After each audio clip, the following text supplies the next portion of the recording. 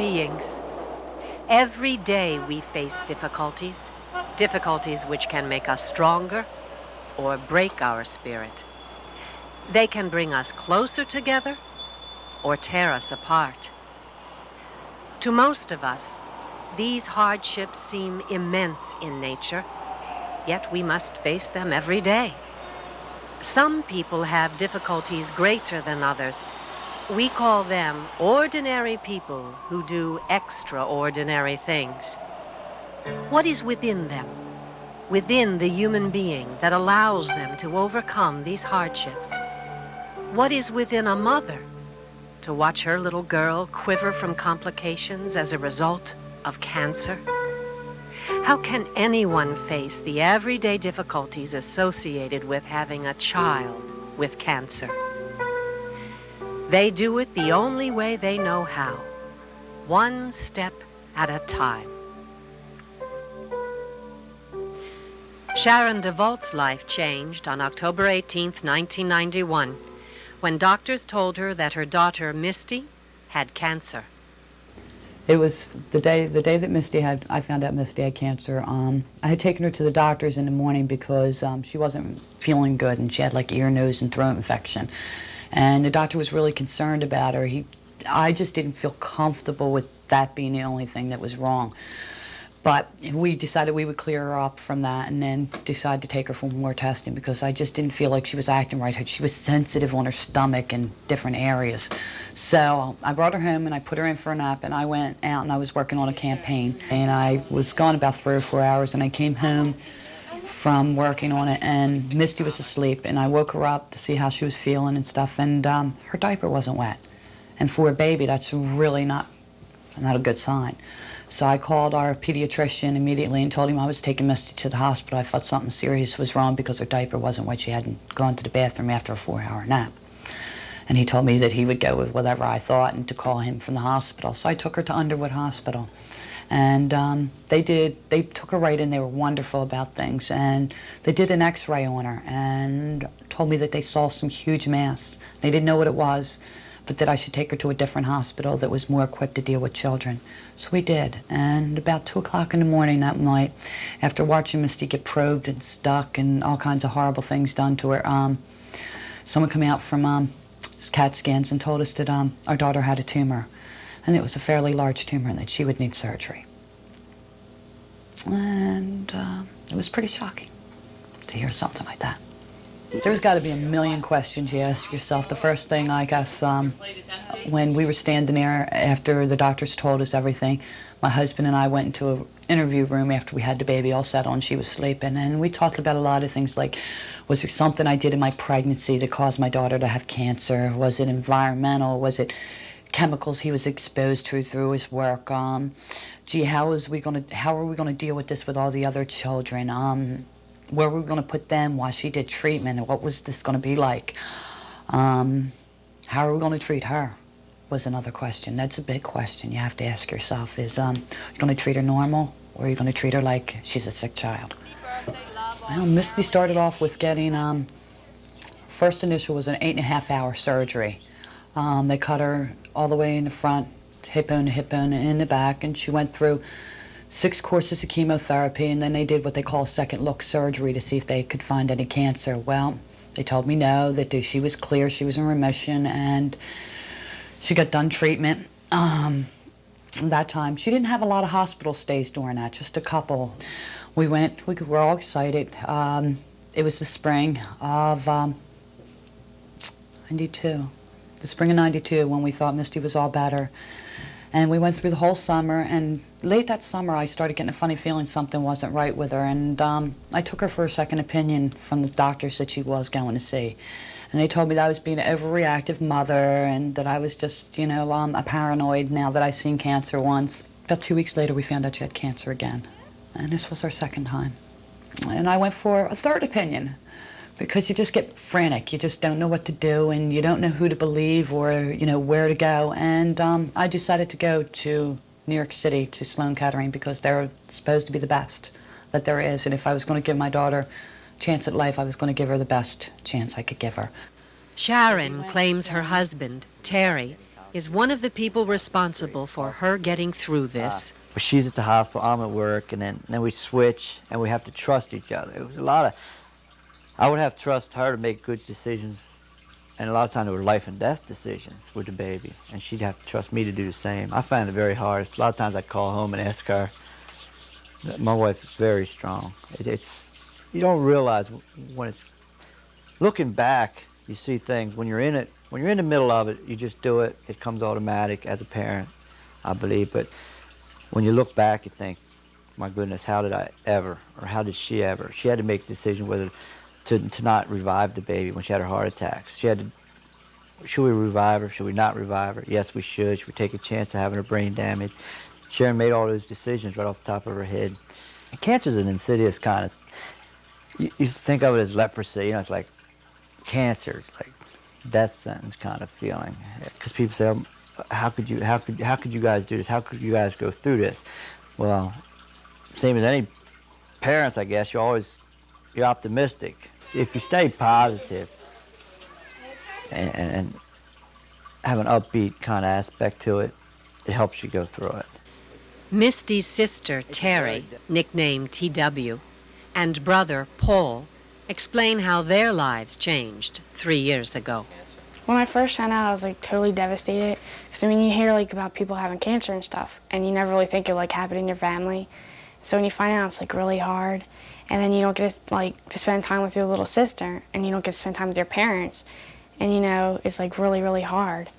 And, you know, they told me, and it didn't seem like anything big, and then until like the constant trips to the hospital. You know, she was going to Children's Hospital of Philadelphia. You know, I thought that was kind of rough myself.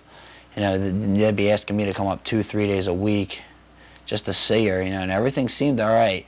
It wasn't that bad because I really didn't see her a whole lot. So I tried not to think too much of it, just that she'd be better in no time and she'd be back at home. Bob Shryock is a columnist who has followed the DeVault story since its beginning. A friend of the DeVault family had called me and told me about Misty's situation, and this is the kind of story that I've done frequently in the past, and it had some appeal to me, so that's how I contacted the DeVault family, through a contact by somebody else.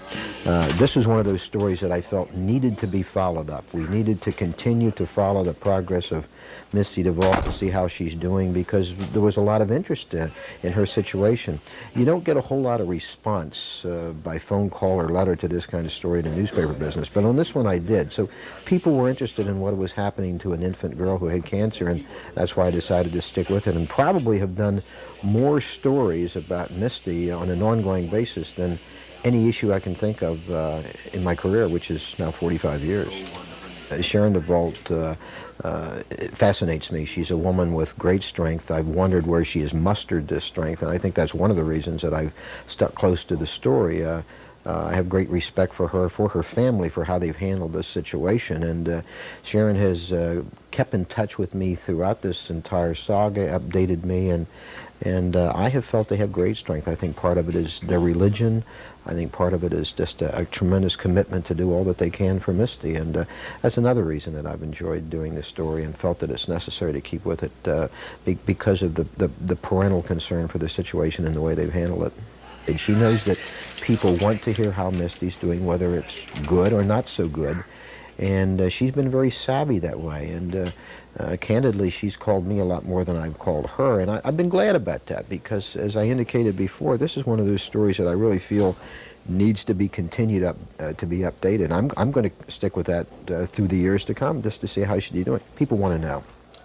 On December 16th, 1992, Misty's heart stopped 4 times within 1 hour. Sharon was at the hospital when it happened.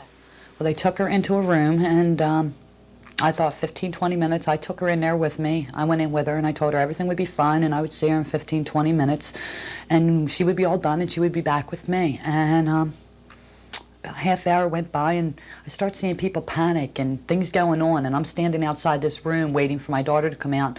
Grab one of the nurses after about 30 minutes and says, "Where's Misty? Why isn't Misty out here yet?" She said, "Well, there's some complications, Mrs. DeVault. We just got to..." And then she took off from me. And I grabbed another nurse. I said, "What do you mean complications? Somebody's got to tell me what's going on." They said, "Mrs. DeVault, we just can't."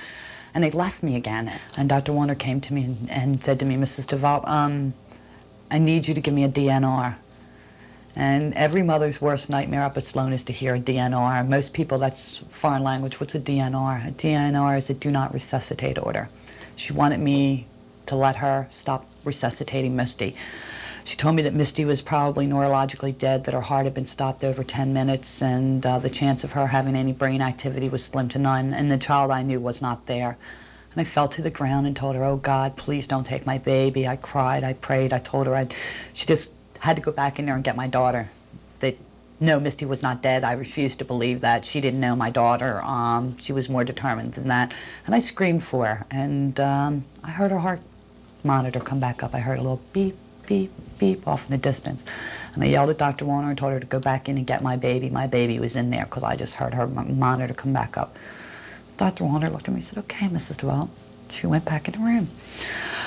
And when they opened the door, I could see a woman, a surgeon, who I have the utmost respect for. She was 5 months pregnant at the time. She's over top of my daughter. She's a little woman pumping her heart. I could see her actually doing it. And I never thought that I'd be so afraid in my life as I was in that moment. And what is your name? Lynn Nelson, Camden County Service Director of the American Cancer Society, knows firsthand how cancer can affect a family. Well, I was diagnosed with cancer in May of 1989. I have breast cancer, and I, at the time, was a single parent with 2 teenage daughters. And it was hard for us. I tried to be honest with them, and it was a real growing up process for my girls. Well, it seems that childhood cancer is really very unfair. And you'll find, too, that in a family where the relationship between the parents, for example, is weak, this is a strain that sometimes can push it to the brink. Or it has the reverse reaction. It'll strengthen a family, and they'll lean on each other, and they come through it better and stronger than before. We followed Sharon as she took Misty to A.I. DuPont Hospital in Wilmington, Delaware, for one of her weekly therapy sessions. When Misty just turned 2, she was up at Sloan Kettering, and she had a sepsis incident, and she coded and died 6 consecutive times. Was down an hour and 35 minutes. When Misty came back, there was major motor skills damage in all 4 quadrants of her brain. One of the things affected was her balance, her fine motor skills. Basically, when she came out of ICU, Misty was like a newborn baby at 2 years old. She couldn't hold her head up. She couldn't do anything. And we took her from the state of a newborn to where she is today in a matter of a little over a year of therapy here at A.I. DuPont. Misty has some balance problems, and we're working on strengthening up her legs by riding the bicycle. The hardest part is to get it started and to add a little challenge. You add some gas. We're working a lot on just like the higher level dynamic balance stuff. Like doing the squat to stand on the stairs. A lot of the stuff on the red mat is a lot harder than if we were to do it outside over here. It's not a stable surface, so it's really hard for her. Standing on one leg with the water at this level is a lot easier than if we were to go outside. So it just depends upon, where positions that you're putting her in, where the water is, if you're challenging her or if you're making it easier for her. It's just using a different medium to get the same things done than she's doing upstairs. The biggest fear is recurrence, and a lot of times a lot of anger goes with that. You go through the treatment, you go through the hard times, you think you're home free, and here it is again. You can understand how they would feel angry. Mickey and John Graves endured the same heartache when their son Danny was diagnosed with leukemia in March of 1987. He has beaten the cancer, but still bears the emotional and physical scars left by the treatment. Well, he was young. He was only 7, so I don't think he could tell by the seriousness of our voice and the fact that he had been sick for several days that this was not a good situation. He had no way of knowing at that point what he was going to be going through. I mean, so therefore he didn't have I don't think until later that day the seriousness of the situation really started to set in as they started taking the test. Well, I was teaching. I had to give up my teaching job. And I spent the next 2 weeks in the hospital with Danny. I never even came home. John was going back and forth between his jobs, so the children didn't have a mother. And I remember the first time when I came home, we went to Angelo's Diner in Glassboro. And I sat down with them and I said, this is the way it's going to be. It's going to be different now.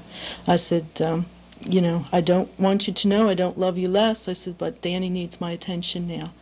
And I will be there for you everything that I can do. And I always went to all of their functions and all, but Danny was our priority. And I had to let them know that.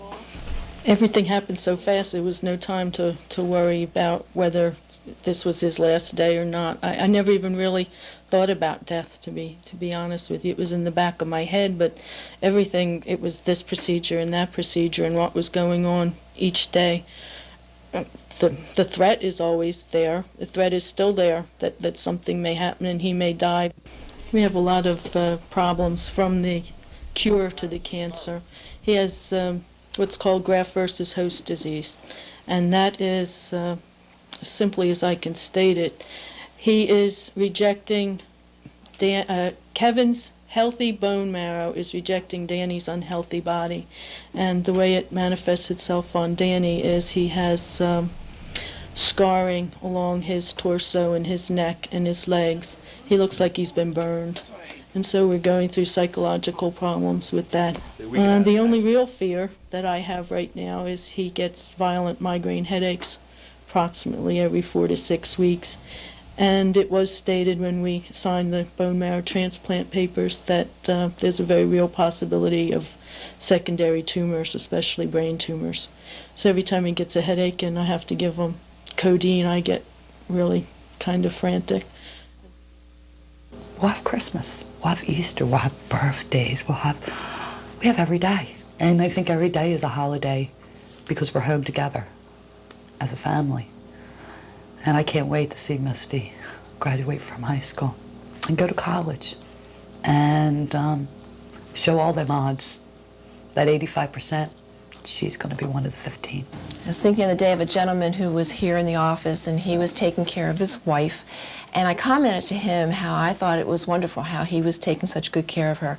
And he said something I always remember. He said, well, I love her, and I know for a fact if the tables were turned, she would do it for me. And I think one of the things we found is that our faith was something that we could really rely on, something that gave us that extra strength and that endurance that we needed and made what seemed to be an impossible situation bearable and even hopeful. I would consider them an unusually strong family to face this kind of adversity the way they do. Oh, well, I just hope her whole rest of her life is spent in happiness and she doesn't have to know pain anymore. And I hope she just gets everything she ever wanted. She's on borrowed time. She's a gift now to us. Whatever time we have with her is a blessing from God. She was not with us for a while, and she's back. I believe in miracles. I've seen miracles. I'm 15%. She's going to be one of them. That's how you do it. I'll lend you for a little while a child of mine, God said, for you to love the while she lives and mourn for when she's dead. It may be 6 or 7 years or 42 or 3, but will you, till I call her back, take care of her for me? She'll bring her charms to gladden you, and should her stay be brief, you'll always have her memories as solace for your grief. I cannot promise she will stay, since all from earth return, but there are lessons taught below I want this child to learn. And should thy angels call for her much sooner than we've planned, we'll brave the bitter grief that comes and try to understand.